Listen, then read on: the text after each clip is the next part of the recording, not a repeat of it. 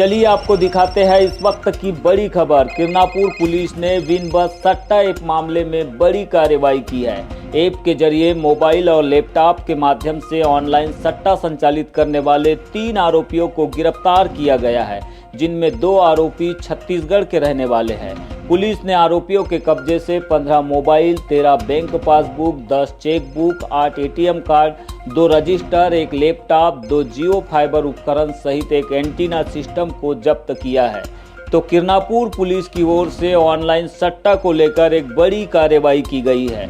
Police को सूचना मिली थी कि वार्ड नंबर 1 में पारस दुबे के द्वारा अपने मकान में ऑनलाइन सट्टा चलाया जा रहा है। सूचना पर थाना प्रभारी अशोक ननामा के मार्गदर्शन में पुलिस टीम ने मौके पर पहुंचकर रेड मारी, जिसमें पारस दुबे अपने साथी मोहम्मद शोएब भिलाई निवासी और रामेश्वर राजपूत दुर्ग निवासी के साथ विनबज मोबाइल एप्लीकेशन के जरिए सट्टा संचालित करते पाया गया।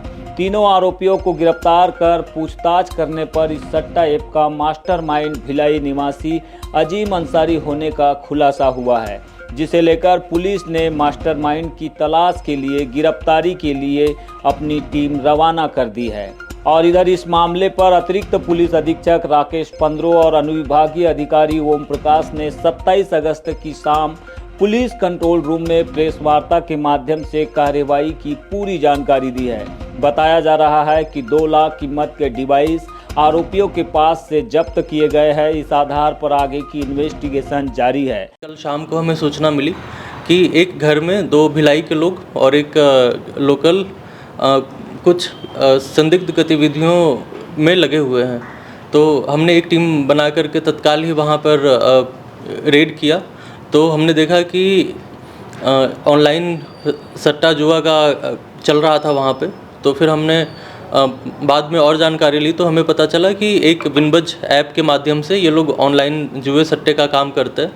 उसके तहत हमने 3 लोगों को आरोपी बनाया है। अभी थाना किरनापुर में अपराध पंजीबद्ध हुआ है और उनके यहाँ से हमारे पास लैपटॉप का चार्जर, कई सारे पासबुक, एटीएम जैसे चीज़ें भी बरामद की गई हैं। 12 मोबाइल भी हमें मिला है।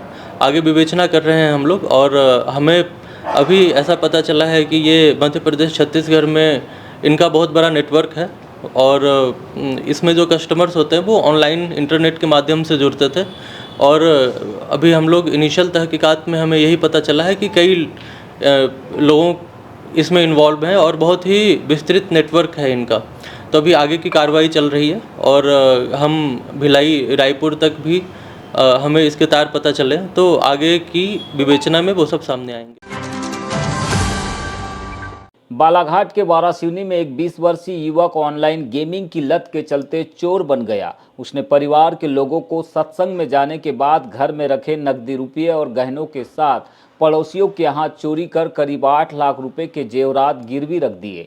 चोरी की इस घटना का खुलासा 25 अगस्त को तब हुआ जब परिवार के सदस्य अपने घर वापस लौटे, जहां उन्हें अलमारी में जेवर और नकदी रुपये नहीं दिखाई देने पर उन्होंने पतासाजी की तो आरोपी युवक के कमरे से गहनों की रसीदें मिली। जवाब में युवक ने बताया कि उसने सारे पैसे ऑनलाइन गेम में गंवा दिए हैं और चोरी के गहनों को गिरवी रखकर अकाउंट में पैसे डाले हैं। फिलहाल पुलिस ने आरोपी युवक को गिरफ्तार कर न्यायालय में पेश कर दिया और पुलिस रिमांड में लेकर पूछताछ कर रही है। जानकारी के अनुसार वारासिवनी थाना क्षेत्र के कायदी निवासी सिद्धांत दमाए को ऑनलाइन गेमिंग की लत लग गई, जिसने 7 अगस्त को घर में कोई नहीं होने पर चोरी की इस वारदात को अंजाम दिया और गेम में सारे पैसे लुटा डाले।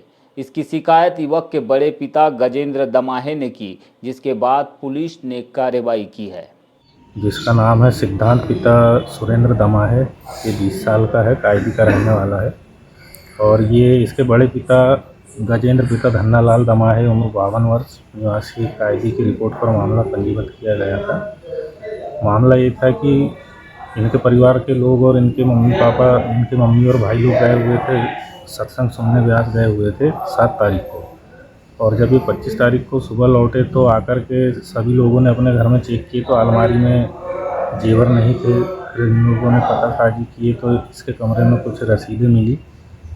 तो रसीदों के आधार पर पूछताछ किए तो इसने बताया कि हमारे घर पे जो जेवर थे मैं ऑनलाइन गेम खेल रहा था जिसमें हारते जा रहा था, तो अपने अकाउंट में डालने के लिए इन जेवरों को गिरवी रख के अकाउंट में डालकर मैं उस गेम में पैसे हारा, कुछ पैसे बचे हैं।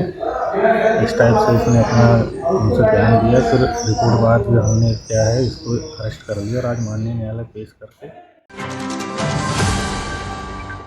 और देश भर में आज 10 दिवसीय गणपति महोत्सव के पहले दिन विधि विधान से पूजा अर्चना के बाद गणेश प्रतिमाओं की स्थापना की गई।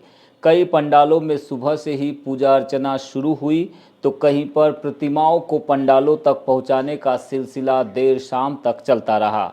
देर रात्रि तक प्रतिमाएं स्थापित करने के बाद आरती उतारी गई और इसके बाद गणपति महोत्सव शुरू हो गया। इस तरह गणेश उत्सव की शुरुआत हो चुकी है। कई पंडालों को आकर्षक रोशनी से सजाया गया है, जहां गणपति बप्पा मोरिया के जय घोष गुंजायमान हो रहे हैं।